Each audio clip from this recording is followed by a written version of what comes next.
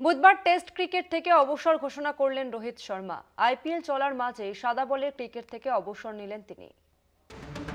Test cricket থেকে অবসর নিলেন রোহিত শর্মা।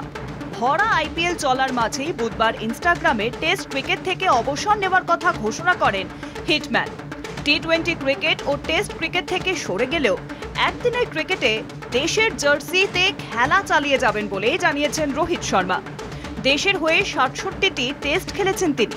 টেস্টে ৪,৩০১ রান, গড় ৪০.৫৭, ১২টি টেস্ট সেঞ্চুরি এবং ১৮টি হাফ সেঞ্চুরি করেছেন রোহিত শর্মা। তাঁরই অধিনায়কত্বে দেশের মাটিতে নিউজিল্যান্ডের বিরুদ্ধে হোয়াইট ওয়াশ।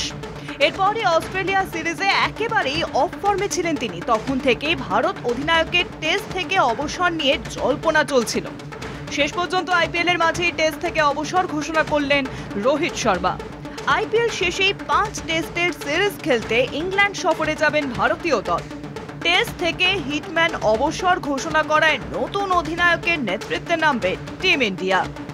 কলকাতা টিভি।